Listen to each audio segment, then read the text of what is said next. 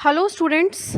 आज मैं आपको बताऊंगी आपका फाइनल रिज़ल्ट कैसे प्रिपेयर होगा, क्योंकि काफ़ी सारे स्टूडेंट को ये बहुत कन्फ्यूज़न है कि डेट शीट कब तक आएगी और उनका एग्ज़ाम कैसे होगा, ऑनलाइन होगा ऑफलाइन होगा। तो इस वीडियो में आज यही सब चीज़ें जो है डिस्कस हम करने वाले हैं। तो जहाँ तक एग्ज़ाम की बात करते हैं कि आपको पता है सीबीएसई ने टोटल सेशन जो है इस बार टर्म 1 और टर्म 2 में डिवाइड करा है, जिसमें टर्म 1 के एग्ज़ाम जो है अब मिड ऑफ नवंबर से आपके स्टार्ट हो जाएंगे।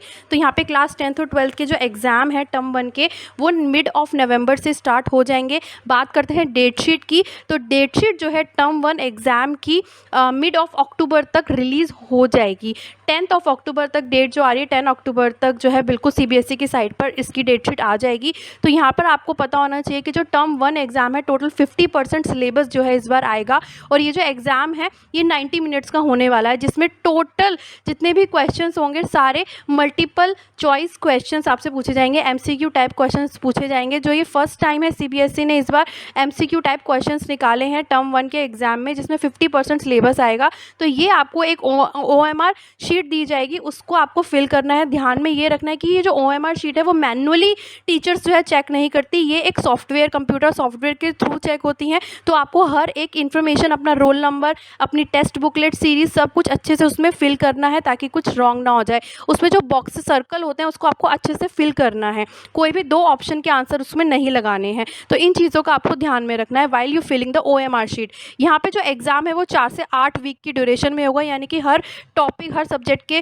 जो एग्ज़ाम होगा उसमें आपको छुट्टियाँ दी जाएंगी उसको प्रिपेयर करने के लिए। यहाँ पे अब बात करते हैं टर्म 2 एग्ज़ाम की। टर्म 2 एग्ज़ाम जो है आपको पता है सब्जेक्टिव टाइप होने वाला है, क्योंकि टर्म 1 में एमसीक्यू टाइप क्वेश्चंस है, तो टर्म 2 में सब्जेक्टिव टाइप क्वेश्चंस जो है पूछे जाएंगे, और ये मार्च या अप्रैल 2022 में हो सकता है। तो इस बात का आपको ध्यान रखना है। टर्म 1 के एग्ज़ाम की प्रिपरेशन आपको अच्छे से करनी है, क्योंकि एमसीक्यू टाइप क्वेश्चन थोड़े ट्रिकी होते हैं। इसके अलावा जो फाइनल रिजल्ट है वो टर्म 2 एग्ज़ाम के बाद ही आएगा। ऐसा नहीं है कि आपका टर्म 1 और टर्म 2 की जो मार्कशीट है वो एक ही बने, सेपरेट मार्कशीट बनेगी। टर्म 1 की अलग से मार्कशीट होगी, टर्म 2 की मार्कशीट जो है अलग होगी। तो ये सेपरेट मार्कशीट क्यों है, एक ही मार्कशीट क्यों नहीं है, तो इसका रीज़न भी मैं आपको बता देती हूँ। क्योंकि ऐसा है कि पेंडेमिक है, कोविड है, तो कुछ भी हो सकता है। तो यहाँ पे एक सिचुएशन तो ये बनती है कि आपके टर्म 1 के एग्ज़ाम बाई चांस ना हो पाएँ और टर्म 2 के एग्ज़ाम जो है सेंटर्स में, स्कूल्स में कंडक्ट किए जाएँ। तो इस सिचुएशन में क्या होगा, अगर नवंबर दिसंबर के एग्ज़ाम जो है स्कूल्स में नहीं हो पा रहे हैं, तो आपका जो एग्ज़ाम है वो घर बैठे होगा, चाहे वो ऑनलाइन एग्ज़ाम हो चाहे वो ऑफलाइन एग्ज़ाम हो। तो इस केस में जो रिज़ल्ट है, रिज़ल्ट में फाइनल स्कोर में आपका जो वेटेज है, टर्म 1 एग्ज़ाम की जो वेटेज है वो कम हो जाएगी, क्योंकि आपने ये एग्ज़ाम घर बैठे दिया है। तो यहाँ पे मेन सिचुएशन, मेन फंडा ये है सीबीएसई का, जो टर्म के एग्ज़ाम आप स्कूल में दे रहे हैं, सेंटर में दे रहे हैं, उसकी वेटेज ज़्यादा है, और अगर एग्ज़ाम आप घर बैठे दे रहे हैं तो उसकी वेटेज कम है।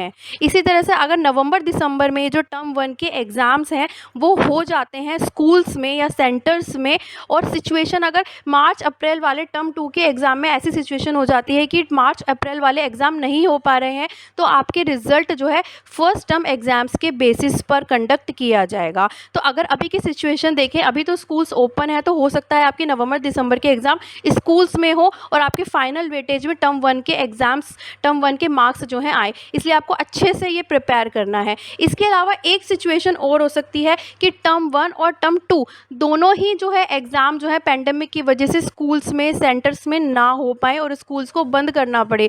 ऐसी सिचुएशन अगर आ जाती है तो बच्चों को होम पर, यानी कि अपने घर पर ही एग्ज़ाम देना होगा, चाहे वो ऑनलाइन एग्ज़ाम हो चाहे वो ऑफलाइन एग्ज़ाम हो। तो इस बेसिस पर, क्योंकि दोनों ही एग्ज़ाम घर पे दे रहे हैं बच्चे, तो यहाँ पे रिज़ल्ट कैसे बनेगा, रिज़ल्ट जो है इंटरनल असेसमेंट के बेसिस पर बनेगा, जो कि कम्प्लीटली स्कूल पर आपके डिपेंड होगा। क्योंकि आपको पता है कि जो इंटरनल असेसमेंट है, आपकी डेली क्लासेस, ऑनलाइन क्लासेस जो हैं चल रही हैं, आपकी टीचर्स आपको डेली असेस कर रही हैं, तो उन्हीं बेसिस पर, आपके प्रोजेक्ट बेसिस पर, आपकी क्लास अपीयरेंस के बेसिस पर, आपकी उसके बेसिस पर आपके जो है रिज़ल्ट जो है बनने वाला है। सो यहाँ पे आपको अच्छी लगी हो वीडियो तो अपने फ्रेंड्स तक इसको ज़रूर पहुँचाएँ।